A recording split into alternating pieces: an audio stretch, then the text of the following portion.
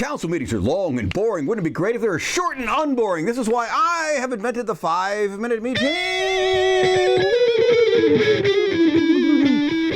All right, Ashland City Council meeting of July 21st. You know, the COVID-19 city declaration of emergency once again to extend that emergency for another month. All approved. Of course, that means the city administrator is still the final say in all actions, and there's no public forum, and some city group of employees just meets and decides things without any minutes or anything. Whatever.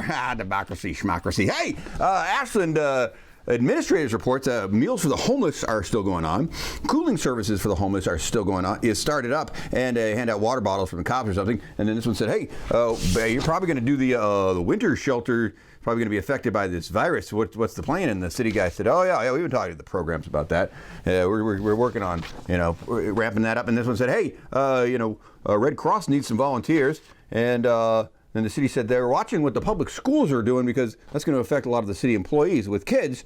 And then also said, hey, with October 1st coming up, and renters who couldn't pay legally could not be evicted until October 1st. So when that ends, FYI, things could get crazy. And then the plaza closed for the weekends. That restaurant dining thing, that's still being tweaked. And this one said, "Hey, what kind of mask enforcement are you guys doing there?" And the city guy says, "Yeah, that's tough to do. That's a tough problem." And this one said, "Hey, you should put some signs up, more signs up in the plaza for that stuff." And the city guy goes, "Yeah, we're doing that we're trying to add more and more all the time." And this one says, "With Jackson County cases of virus going up, when would the plaza stop the plaza weekends because of that?" And there's like, I don't know, whatever. And then this guy goes, "Hey, what's up with the TID water going to the reservoir?"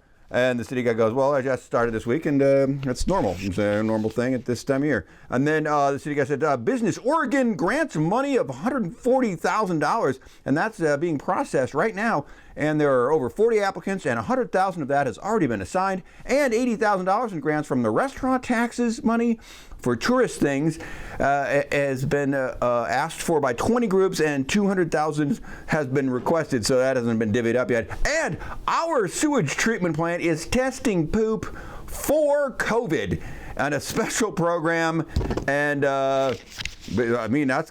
that's weird and cool." And then this guy, city administrator, by the way, he's back. He gets a photo today because he said, I didn't expect the mayor's recommendation that I become the new full-time city administrator and possibly city manager. And it would cause so much trouble. And apparently it was a big deal in the community. So I want to pull my name off of that list and then just have the city create a city manager job description. And then this one said, "Oh yeah, I move that we do that." Pull him off, and city manager, and then we postpone that whole big discussion about that was going to be later on in tonight's meetings until after that job thing is come up with. This goes, "Yeah, that's enough to talk about that. Let's just vote on it quick." And then they all approved. And then, consent agenda, all approved, whatever that was. Also, the Ashland Fiber Network is getting a 3-year bandwidth contract that required great work and is super beneficial somehow. And that was all approved. And then the League of Oregon Cities is collecting a survey of the top 10 state legislative issues each city wants done by the state, and then a top 4, and everyone in the meeting apparently got to refer to some big list that they didn't bother putting on a whiteboard or sharing online, so none of us regular people were able to see it, so apparently the public can suck it. And they bickered about the list that we couldn't see, and then just approved what the city came up with, which is top 4 is mental health, building reach codes, energy efficiency, COVID-19 economic recovery, and municipal broadband poles. Okay, and then resolution for hotel tax money. Oh boy, money mostly going to the Chamber of Commerce. So this guy says, "I got to recuse myself because my wife runs that Chamber of Commerce and stuff." And then the city devolved into a passive-aggressive monkeys throwing feces battle over process and rules. Here's a quick synopsis. Okay.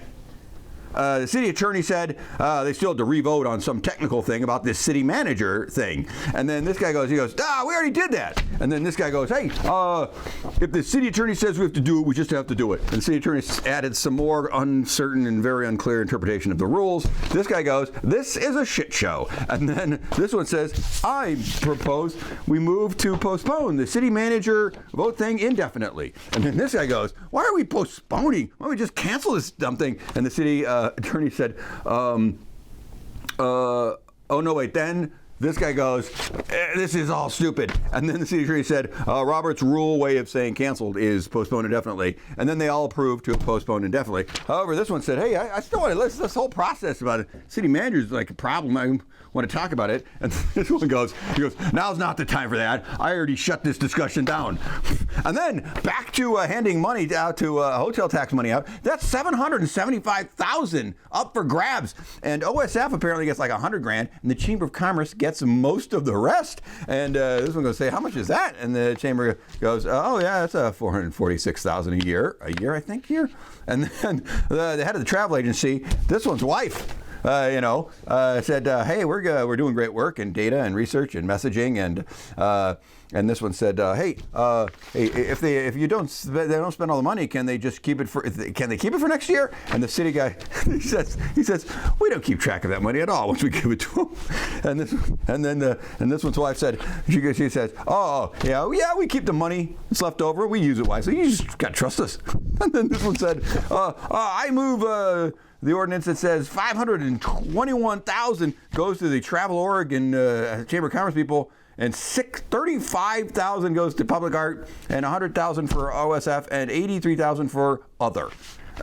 This one said, I don't see the data or proof that this $521,000 chunk of money is going to get our money's worth. I mean, what's the vote?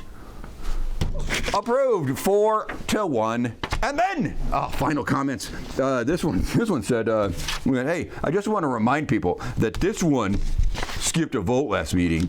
That was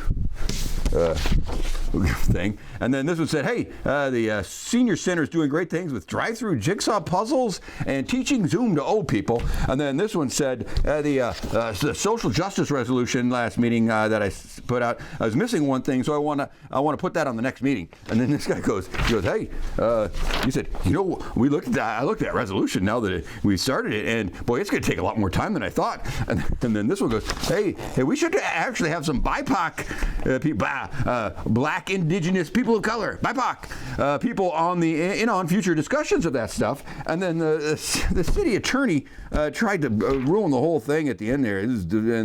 But luckily, end of meeting. You're welcome. Oh.